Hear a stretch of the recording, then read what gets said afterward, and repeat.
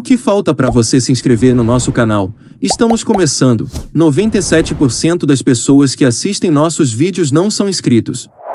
Clica no botão vermelho e ative o sininho. Nos ajude a crescer. Renato Portaluppi, também conhecido como Renato Gaúcho, nascido em Guaporé, no dia 9 de setembro de 1962, é um ex-jogador brasileiro que atuava como ponta-direita. É considerado um dos maiores pontas mundiais dos anos 80 e início dos anos 90, sendo também cunhado pela imprensa como Rei do Rio, em referência ao seu sucesso atuando por times cariocas, além de ser amplamente considerado o maior jogador da história do Grêmio, tendo sido campeão da Copa Libertadores da América e da Copa Intercontinental em 83 pelo tricolor gaúcho. Renato nasceu em Guaporé, mas se mudou ainda criança com sua família para Bento Gonçalves. Antes de se tornar jogador, trabalhou como auxiliar de padeiro em uma padaria e entregador em uma fábrica de móveis. Foi jogando nas peladas da empresa de móveis que Renato chamou a atenção dos colegas e entrou nas categorias de base do esportivo. Fez sua estreia pelo clube de Bento Gonçalves aos 16 anos, no dia 12 de agosto de 79, em partida válida pela quarta rodada da fase final do Campeonato Gaúcho contra o Grêmio, jogo que o esportivo perdeu por 3-0. Renato chegou ao Grêmio em 1980 e fez sua estreia no mesmo ano, no dia 15 de junho, na derrota por 1-0 para o Comercial, em um amistoso disputado em Maracaju. Após não ser muito aproveitado em seus primeiros anos de clube, Renato fez seu primeiro gol como profissional em 82, saindo do banco de reservas para fazer o único gol do Grêmio na vitória de 1-0 sobre o Novo Hamburgo, em partida do Campeonato Gaúcho. Mais tarde foi contratado pelo Grêmio, clube que o projetou para o Brasil e para o mundo, após as conquistas da Taça Libertadores da América e da Copa Intercontinental, ambos em 83, se consolidando como um dos maiores ídolos do tricolor gaúcho. Na decisão do Intercontinental, em Tóquio, Renato fez os 2 gols da vitória gremista por 2-1 sobre o Hamburgo, da Alemanha. O atacante foi escolhido o melhor jogador da final, recebendo como prêmio um carro Toyota.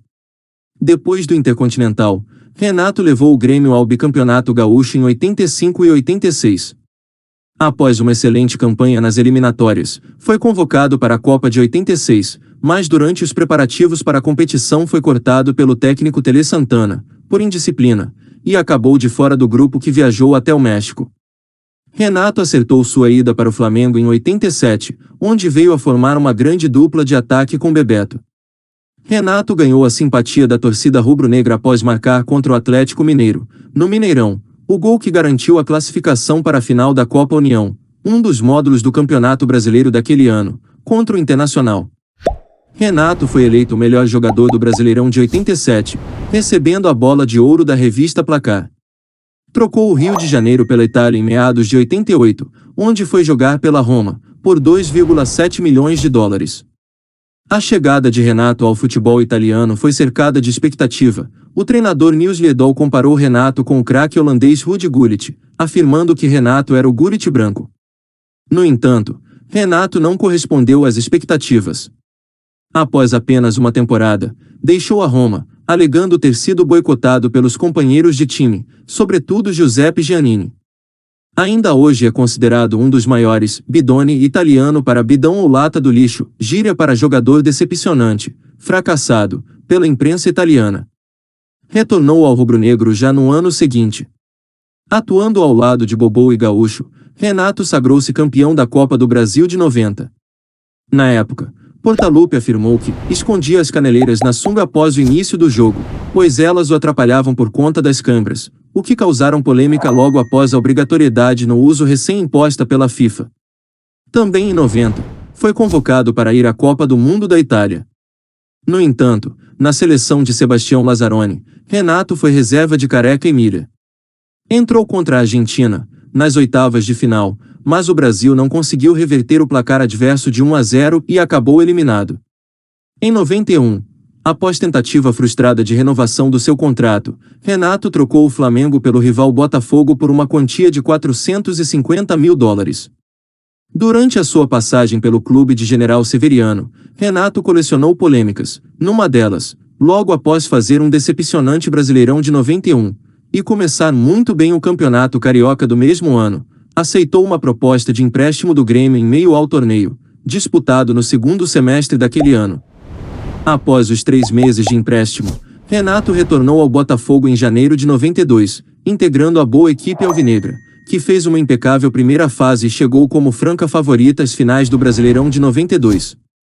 O adversário do Botafogo naquela final foi um velho conhecido, o Flamengo, com craques como Júnior, Djalminha, Marcelinho, Zinho, entre outros, haja vista que o glorioso tinha nomes como Márcio Santos, Carlos Alberto Santos, Carlos Alberto Dias e Valdeir, além de Renato.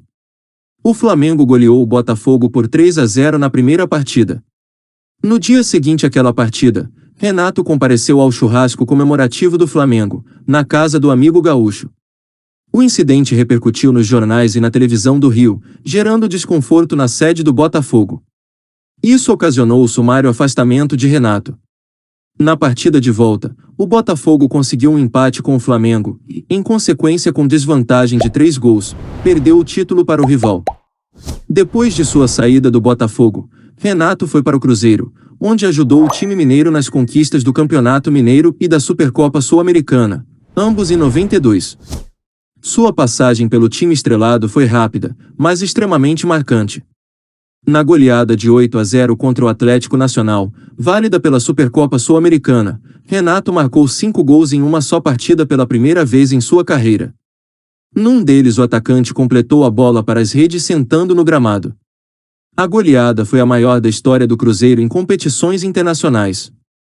O camisa 7 foi o artilheiro da competição, com 6 gols. Após passar por Flamengo e Atlético Mineiro, Renato chegou ao Fluminense em 95. No Campeonato Carioca desse mesmo ano, Fluminense e Flamengo chegaram à última rodada do octogonal final como os únicos com chance de conquista do título.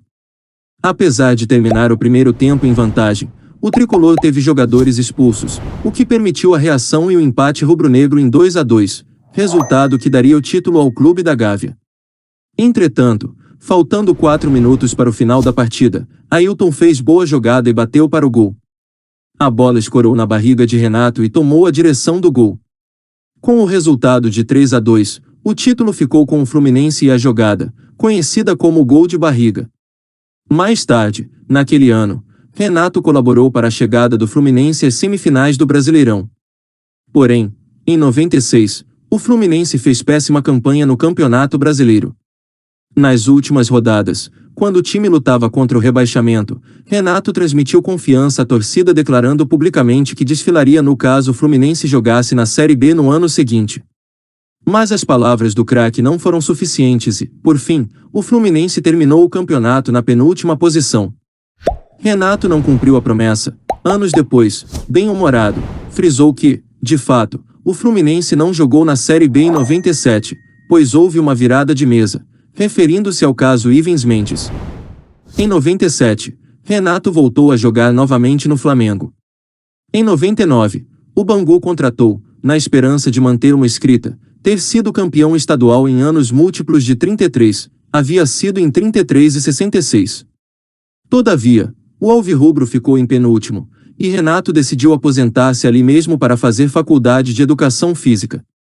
E para finalizar esse breve resumo sobre a carreira de um dos maiores pontas do futebol brasileiro, seguem algumas de suas conquistas individuais. Melhor jogador da final da Copa Intercontinental, 83. Artilheiro da Copa Intercontinental, 83. Sétimo melhor jogador do mundo pela revista World Soccer, 84. Nono melhor jogador sul-americano do ano pelo jornal El Mundo, 85. Bola de ouro da revista Placar, 87. Bola de prata da revista Placar, 84, 87, 90, 92 e 95. Artilheiro da Supercopa Libertadores, 92. E foi isso, galera. Não se esqueça de se inscrever no canal e deixar o seu like que para ajudar nosso trabalho. Ajude também compartilhando o vídeo com seus amigos e ative o sininho para receber notificação de novos vídeos.